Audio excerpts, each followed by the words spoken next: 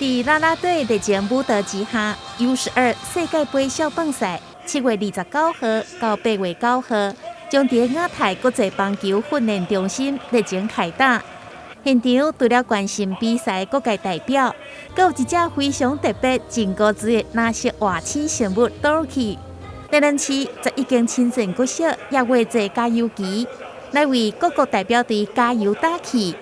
身为连续申办6届U12世界杯台南市，也将做好准备迎接比赛。办好比赛是我们的责任，打好球是我们球员的责任。我们希望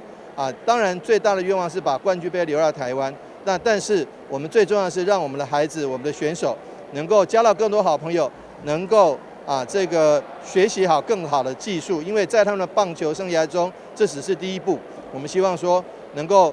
让各方面的选手都来台湾交流。我们台南市这段期间来已经把场地、防疫还有所有的接待的工作都已经就绪了。11个国家都来自亚洲、欧洲、中南美洲的都有。那我们这边准备，为了各州的这个饮食习惯不一样，我们都准备就绪了，按照他们的这个饮食习惯来安排。所以很多的这样的筹备工作，我们已经进行4个多月了，一切都很好。这届比赛总共有11支国家代表队。世界棒垒球联盟执行长除了感谢中华棒协长期支持以外，也感谢台南市大力协助。今年的少棒赛，中华队代表是由长期关心棒球的华南金融控股所遴选，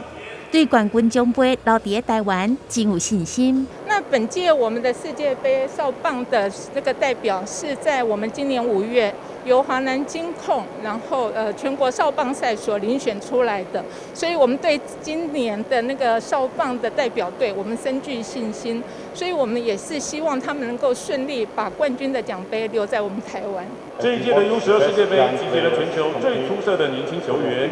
见证他们为了角逐世界冠军头衔努力拼战的过程，将创造最美好的经验与回忆。我也非常期待明年再次回到台南，参与第7届 WBSC U12棒球世界杯，再次体验台南的古都之美，以及感受国际棒球大家庭在这里一直受到充满人情味的款待。这届比赛为期9天。到时阵欢迎民众进场观赛，为中华队加油打气。台南新闻杨顺怀采访报道。